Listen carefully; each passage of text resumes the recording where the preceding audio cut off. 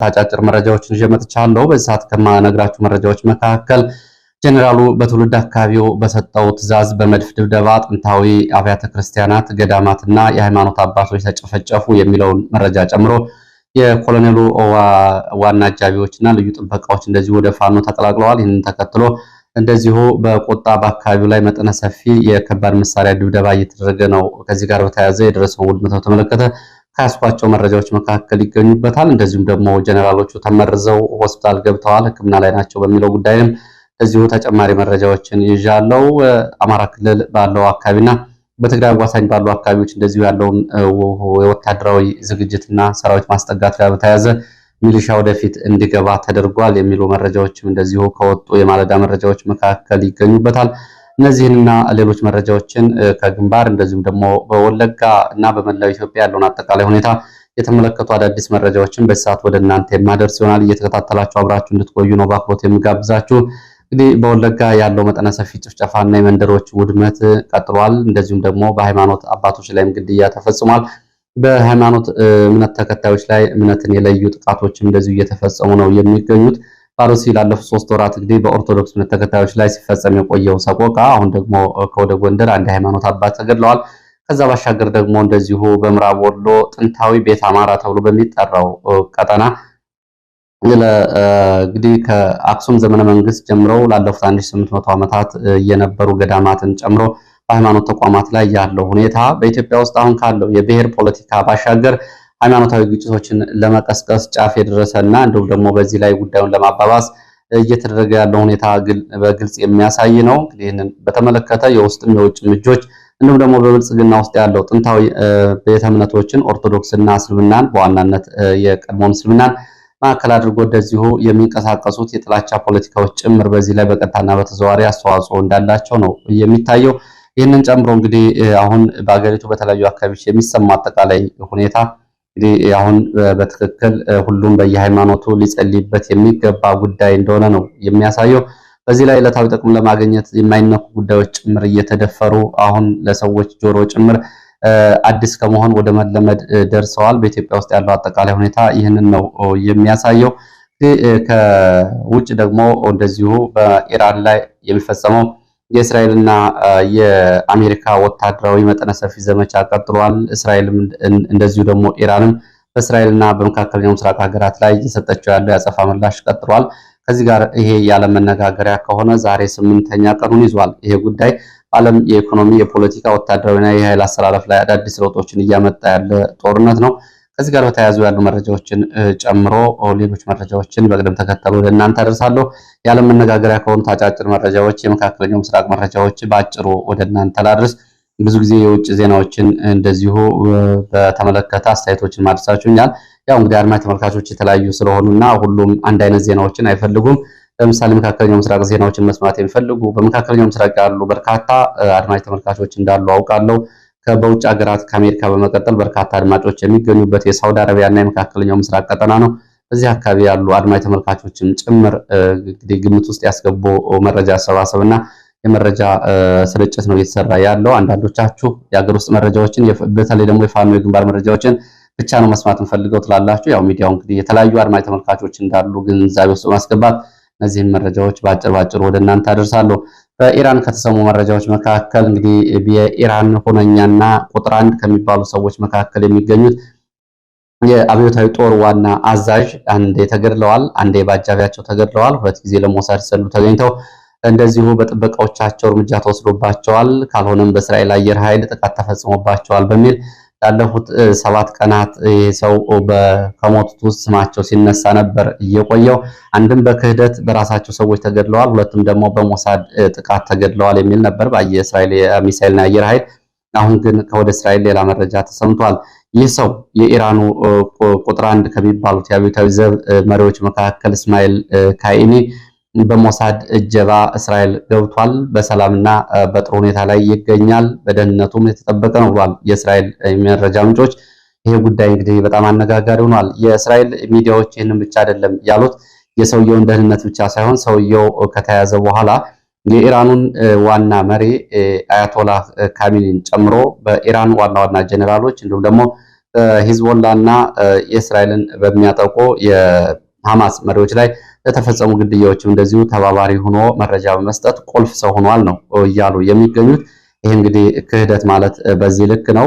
በሞሳድ እጅ ወድቆ ለኢራን ይህንን ዋና መሪዋና የጦር መሪዎቿ እንዲሁም ደግሞ ወታደራዊ ጣቢያዎቿ ለሚደርሰው ውድመት መረጃ ሰጥቷል እያለ ነው የሚገኘው እንግዲህ የእስራኤል የመረጃ ምንጮች። ይህ እንግዲህ ከጦርነቱ ክስተቶች መካከል ሞሳድ ምን ያክል በኢራን ፖለቲካዊ፣ ወታደራዊ እና የጦር መሳሪያ ማምረቻ ተቋማት ላይ ዘልቆ እንደገባ የሚያሳይ ነው። የአብዮታዊ ዘቡ 179,000 ልዩ ኃይል ይመራል የተባለው አብዮታዊ ዘብ ዋና አዛዥ ነው። እንግዲህ ሰው በሞሳድ በደህና ሁኔታ አሁን በጦርነት ውስጥ አልፎ እስራኤል ገብቷል የተባለው። ከዚህ ጋር በተያያዘ አጫጭር መረጃዎች ምንድናቸው በሚለው ላይ ኢራን 8ኛ ቀኑን በያዘው እንግዲህ ጦርነት እስካሁን በዓለማችን ከተደረጉ ጦርነቶች በእጅጉ ይለያል። የሚሳኤል ማዕበል ወይም ደግሞ የድሮን መንጋና እንዲሁም ደግሞ የዘመናዊ ጦር ጀቶች፣ ቦምብ ጣዮች የተሳተፉበት ከባህር ከምድር የሚወነጨፉ እንዲሁም ደግሞ ከአየር ላይ ከአውሮፕላኖች በሚወነጨፉ ሚሳኤል የሚደረግ ጦርነት ነው። ዓለማችን የደረሰችበት የመጨረሻው የቴክኖሎጂ ጦርነት ተብሎ ሊጠራ ይችላል። ኢራንና እስራኤል 5000 ኪሎ ሜትር በላይ ርቀት ውስጥ ያሉ ናቸው። በዚህ ሬንጅ ነው እንግዲህ በየቀኑ በሚሳኤል ማዕበል አንዱ ወደ አንዱ እያዘነበ የድሮን መንጋዎችን እያሰማራ የሚገኘው።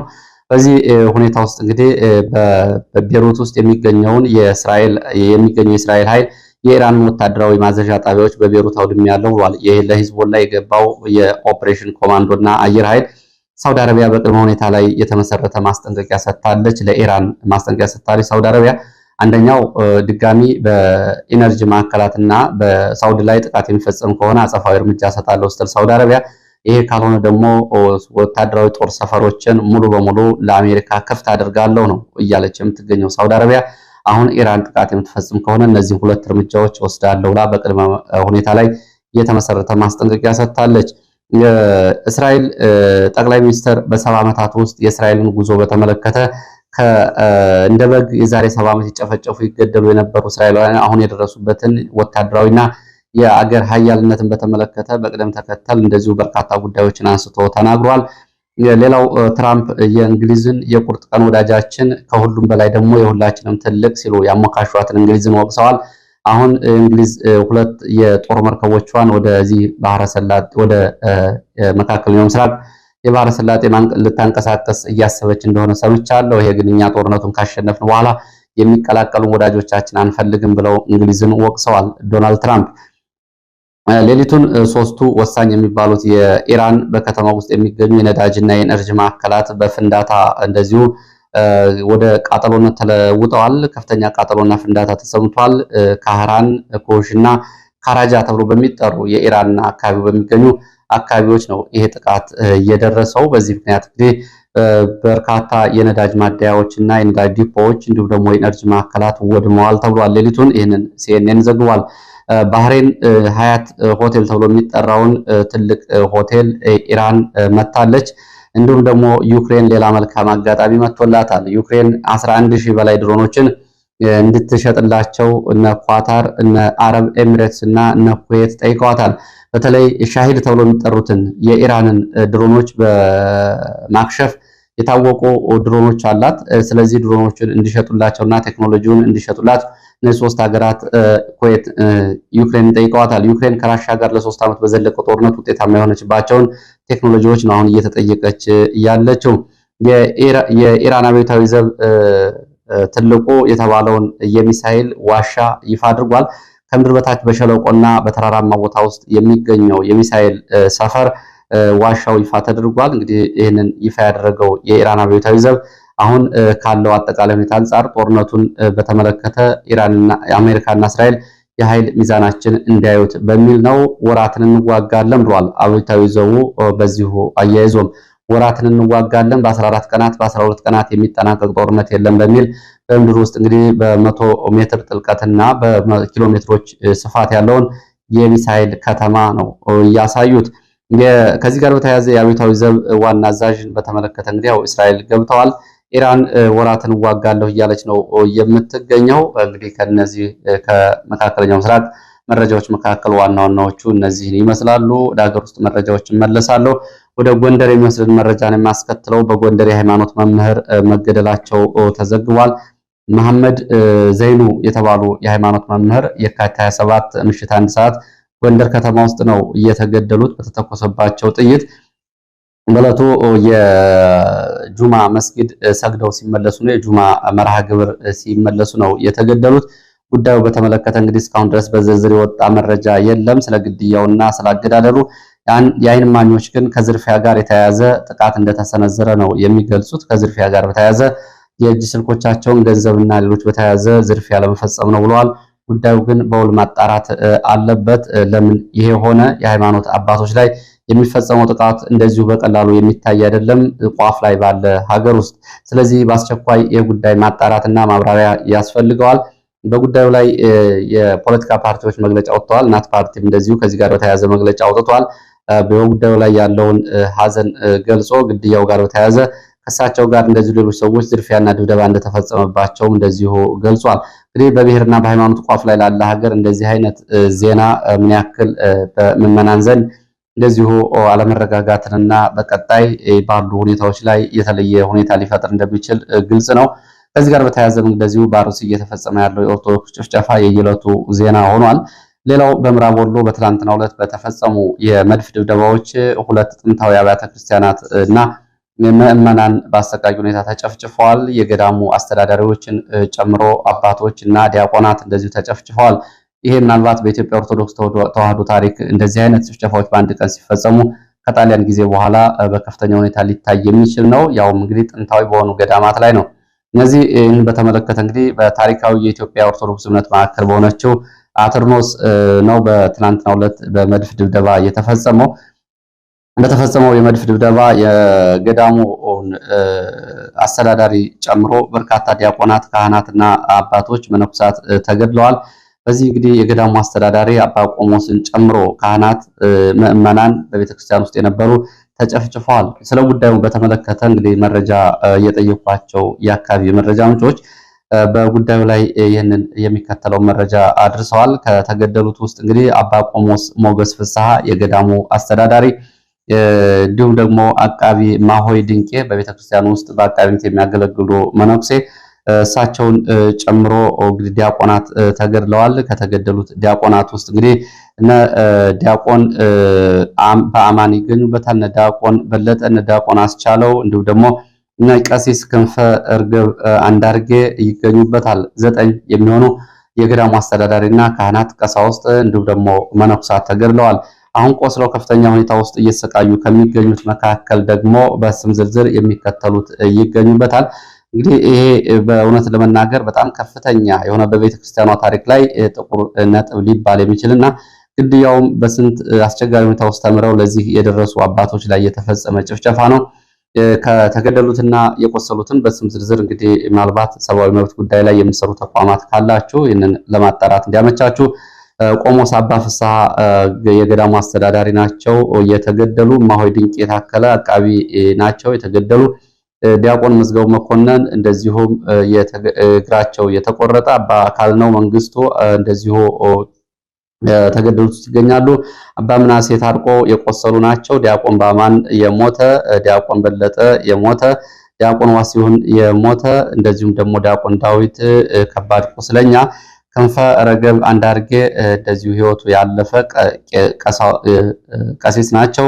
ዲያቆን አይመር መርሻ እንደዚሁ ከባድ ቁስለኛ፣ ዲያቆን ህሩይ ከባድ ቁስለኛ፣ አባ ሩፋኤል እንደዚሁ ከባድ ቁስለኛ፣ ዲያቆን አብርሃም ሙሉ ሰው እንደዚሁ ቁስለኛ፣ ዲያቆን ሰመረ ስመኘው ቁስለኛ፣ ዲያቆን ጣሰው በላቸው ቁስለኛ፣ ዲያቆን ሙሉቀን ቁስለኛ፣ ሊቀ መዘምራን አየን ብርሃኑ ቁስለኛ፣ ወንዴ ታየ የቤተክርስቲያኗ ዘበኛ ጥበቃ አባ ናቸው እሳቸው ቁስለኛ፣ እንዲሁም ደግሞ እነሱን ጨምሮ ዲያቆን ልዑል፣ ዲያቆን ወርቁ ይታያል፣ የቻለ ማንደፍሮ፣ መርጌታ ሳህለ ማርያም፣ ጎበዜ ያገኘው፣ መምሬ ይታያል አካል ነው ጨምሮ እዚሁ በቅዳሴ ላይ የነበሩና በፍታት ላይ የነበሩ አባቶች ጭምር ናቸው የተገደሉት እና የቆሰሉት። በቤተክርስቲያኑ ያለው ሁኔታ ይመስላል።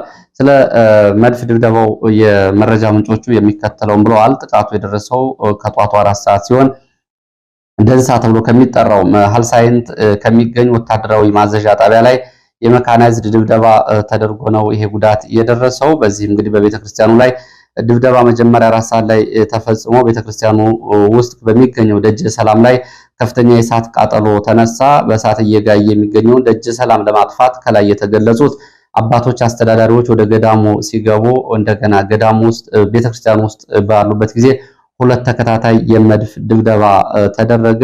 በዚህ ጊዜ አብረው ተቃጠሉ፣ ህይወታቸው አለፈ። እሳት ለማጥፋት እንግዲህ እየተራወጡ ባሉበት ሰዓት ነው ይሄ ጥቃት የተፈጸመው። እነን ተከታታይ ሁለት የመድፍ ድብደባዎች ከዛ በኋላ መደረጋቸው ህይወታቸውን እንዲጠፋ አድርጓል። እንግዲህ ሌላው ደግሞ በዚሁ ቀጠና ተድባበ ማርያም ተብላ በምትጠራው ጥንታዊቷ ቤተክርስቲያን እንደዚሁ ገዳሙ አቅራቢያ በመድፍ ድብደባ 4 ሰዎች ህይወታቸው አልፏል። በተንታ መቅደላ በተከታታይ መድፍ ድብደባ አንድ ሴት አንድ ህፃን ጨምሮ 5 ሰዎች እንደዚሁ በመድፍ ድብደባ ተገድለዋል። በዚህ ቀጠና እንግዲህ በገዳማት በአብያተ ክርስቲያናት ላይ እየተፈጸመ ያለውን የመድፍ ድብደባና ጥቃት ትዕዛዝ እየሰጡ የሚገኙት ደግሞ የአካባቢው ተወላጅ የ11ኛ እዝ ዋና አዛዥ ጀነራል ዘውዱ ሰጣርጌ እንደሆኑ ነው የአካባቢው የመረጃ ምንጮች የሚገልጹት። እንግዲህ ይሄ እነዚህ ገዳማትና አብያተ ክርስቲያናት ጀነራሉ በተወለደበት አካባቢ አንዳንዶቹም ክርስትና ራሱ የተነሳባቸውና ዘመዶቹ ሃይማኖታዊ ስርዓት የሚፈጽሙባቸው ቤተሰቦቹ የሚገኙባቸው አካባቢዎች ናቸው። ጀነራሉ ይህንን ትዕዛዝ በመስጠት ጭፍጨፋውን ያደረገው በካህናትና በቀሳውስት ላይ ይሄ ጭፍጨፋ ደርሷል። ዘመዶቹ ጭምር እንደዚሁ በእነዚህ ውስጥ ጉዳት ከደረሰባቸው ሰዎች መካከል ይገኙበታል። ለደረሰው ጥቃት እንግዲህ ትዕዛዝ ሰጪውም እንዲሁም ደግሞ በዚህ ቀጠና ወታደራዊ ግዳጅ እየመራ የሚገኘው ጀነራል ዘውዱ ሰጣርጌ ነው። እንግዲህ ትውልድ ቦታው እዚሁ አማራ ሳይንት ነው፣ አትርኖስ አካባቢ። እሱ በተወለደበት ቦታ ነው ይህንን ጥቃት እየተፈጸመው። ትላንትና ጀነራሉ መቅደላ መግባቱ ነው እየተገለጸው። በመቅደላና ተንታ ዙሪያም የመድፍ ድብደባዎች እየተደረጉ ነው። ሌላው በመቅደላ ግንባር እንደዚሁ የጦር ሰራዊት መሪ የሆነው ኮሎኔል የኦሮሞ ተወላጅ መሆኑ ነው ዋና አዛዥ ከጀነራል ዘውዱ በታች ባለ ወታደራዊ ግንባር የሚገኝ ነው። እሱም እንደዚሁ ትላንት ትዕዛዝ በመስጠት ንጹሃንን አስጨፍጭፏል።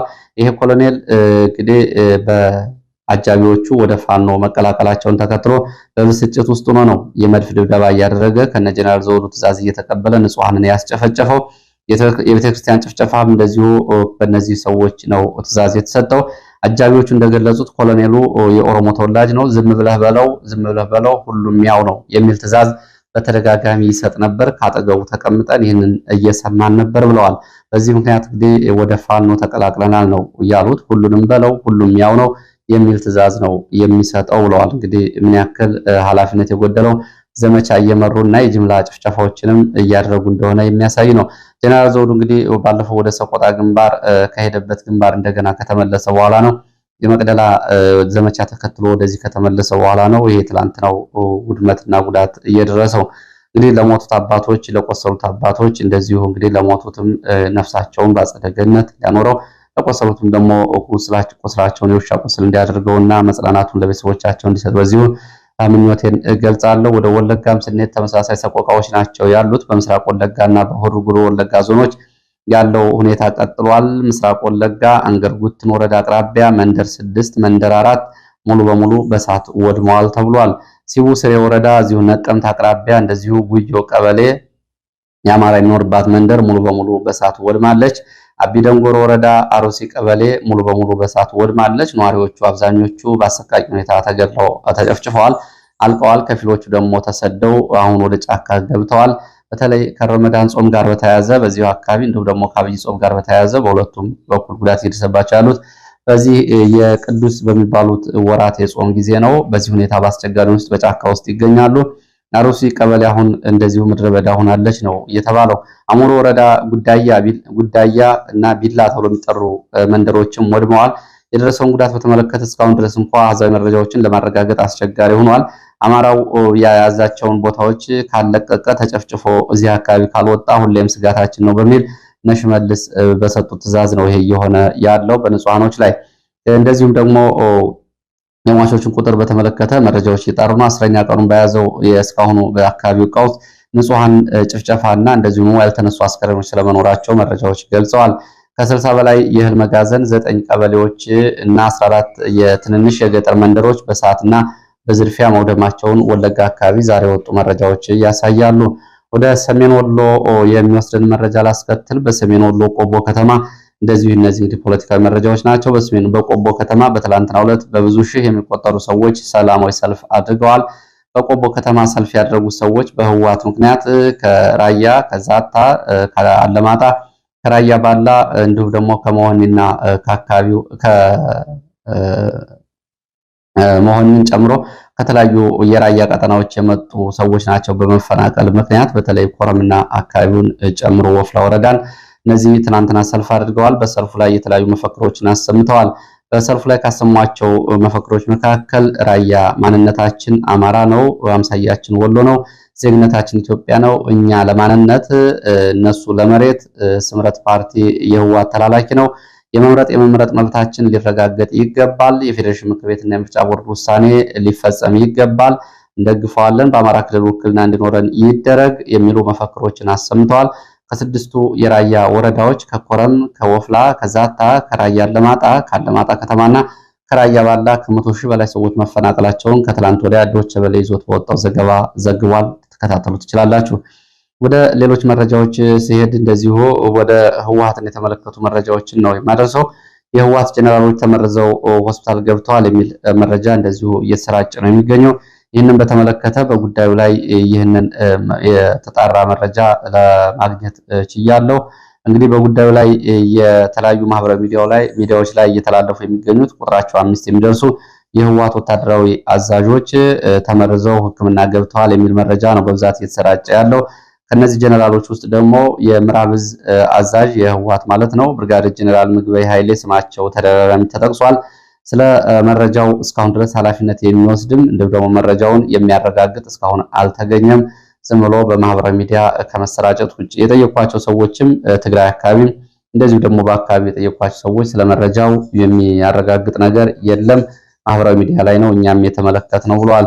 ከዚህ ጋር በተያያዘ ግን ብርጋዴር ጀነራል ምግበይ ኃይሌ በሌላ ይሁን እንዲሁ ከዚህ ጋር በተያያዘ የተወሰነ ህመም አጋጥሟቸው እንደነበርና ህመሙ ለቁርጥ የማይሰጥ መሆኑን ሰምተናል ሲሉ እንደዚሁ የመረጃ ምንጮች ገልጸዋል። ጉዳዩን እንግዲህ በተመለከተ ከወርቅ ኮንትሮባንድ ጋር እያያያዙ ነው ሰዎቹ ስለመመረዛቸው ይገልጹ የነበሩት። እስካሁን ግን የተረጋገጠ መረጃ አይደለም። ሌላው ከህወሓት ጋር በተያያዘ እንደዚሁ የወጡ መረጃዎች ህወሓት መግለጫ አውጥቷል። በትናንትናው ዕለት ያወጣው መግለጫ በተመለከተ ሁለት ጉዳዮችን ይዟል። አንደኛው ከበባ ውስጥ ገብተናል የሚል ነው። ሁለተኛው ደግሞ የዘር ጭፍጨፋ እየተፈጸመብን ነው የሚል ይዘት ያለው ነው። ስልታዊ የሆነ የዘር ማጥፋት እየተፈጸመብን ስለመሆኑ ብሏል ህወሓት ትናንት ባወጣው መግለጫና ትግራይ ከበባ ውስጥ ገብታለች፣ በተለይ በምስራቅና በምዕራብ በኩል ከፍተኛ የሆነ ከበባና ወታደራዊ ስምሪት ተሰጥቶ ይገኛል ሲል ህወሓት በመግለጫው አንስቷል። በምስራቅና በምዕራብ ከበባ እየተፈጸመብን ነው ያለው ህወሓት ከዚህ ቀደም ብሎ ሁለት ጉዳዮችንም እንደዚሁ በተለያየ መንገድ ገልጿል። አንደኛው በትግራይ ሙሉ በሙሉ ደመወዝ መቆሙንና የገንዘብ እጥረት መከሰቱን፣ ሁለተኛ በገንዘብና በነዳጅ እጥረት ምክንያት በትግራይ ያለው የጤና ስርዓት ከፍተኛ አደጋ ላይ መውደቁን ህወሓት በተለያዩ ጊዜ ባወጣቸው መግለጫዎች ያሳውቋል። ከህወሓት ጋር በተያያዘ ሌላ ከተሰሙ መረጃዎች መካከል ፖለቲካዊ ፎረም ወይም ደግሞ ጥምረት መፈጠሩ ነው።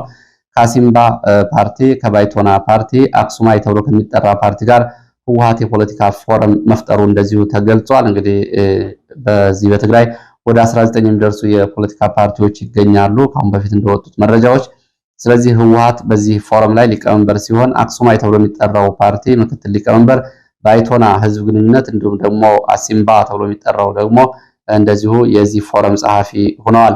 ከዚህ ከህወሓት ጋር በተያያዘ እንደዚሁ ህወሓትን በትጥቅ ትግል አስወግዳለሁ የሚለው የትግራይ ፒስ ፎርስ ዲዲአር እየተሳተፍኩ ነው እያለ ነው የሚገኘው። እንግዲህ በሐራ መሬት ውስጥ ከሚገኙ ታጣቂዎች መካከል የተወሰኑት ወደ ዲዲአር ወይም ደግሞ ወደ ተሐድሶና ወደ ማህበረሰቡ እንዲመለሱ እየተደረገ ነው ብሏል። እንግዲህ ከህወሓት ጋር በጦርነት ሲጠበቅ የነበረው ኃይል ይህንን እያለ ነው የሚገኘው። ሌላው መረጃችን ከፋኖ ወደ ብልጽግና እጅ የሰጡ የቀድሞ የፋኖ አባላት አሁን ተመልሰው ወደ ፋኖ እየተቀላቀሉ ስለመሆናቸው የሚገልጹ መረጃዎች ናቸው። የፋኖ አባላቱ አሁን ትጥቅ እንዲያወርዱ መባሉን ተከትሎ እና ስልጠና በኋላ ትጥቅ ይዘው ፋኖ ጋር ይዋጋሉ የሚል ትዕዛዝ መሰጠቱን ተከትሎ በዚህ ጉዳይ ላይ ባለመስማማት ብዙዎቹ ወደ ፋኖ እየተመለሱ ነው። አንዳንዶቹ ትጥቅ አንፈታም እያሉ ሲሆኑ፣ ሁለተኛ ደግሞ እንደዚሁ ደግሞ ከፋኖ ጋር ትዋጋላችሁ በሚለው ምክንያት ተመልሰው ወደ ፋኖ እየገቡ እንደሆነ የወጡ መረጃዎች ያሳያሉ። ደብረታቦር አካባቢ ሌላው መረጃችን እንደዚሁ የጅምላ አሰራና የጅምላ አፈሳ እየተደረገ ነው። በሰሜን ወሎ የቅዱስ ላሊበላ እና በላስታ ቀጠና ላሊበላ ከተማ ላይ ከ15 በላይ እናቶች እህቶች የፋኖ እናቶች ናቸው፣ የፋኖ ሚስት፣ የፋኖ ቤተሰብ በሚል በጅምላ መታሰራቸውን የወጡ መረጃዎች ይገልጻሉ። ከዚህ ጋር በተያያዘ እንግዲህ በጅምላ የታሰሩት በየካቲት 27 ሌሊት የላስታ ወረዳ የብልጽግና የፖለቲካ አደረጃጀት ዘርፍ ኃላፊ ወይዘሮ የኔነሽ በፋኖ ተይዘው ከተወሰዱ በኋላ የብልጽግና ባለስልጣናት በከተማ የሚገኙ የፋኖ ቤተሰብ ናቸው ያሏቸውን 15 ሰዎች በጅምላ ማሰራቸውን ነው መረጃዎቹ የሚገልጹት። ለዚህ ሰዓት ከተለያዩ አካባቢዎች በማሰባሰብ ወደ እናንተ ለማድረስ ያስኳቸው መረጃዎች እነዚህን ይመስላሉ። ስለተከታተላችሁ በእጅጉ አመሰግናለሁ። በሌላ ተመሳሳይ መርሃ ግብር እስከምንገናኝ ድረስ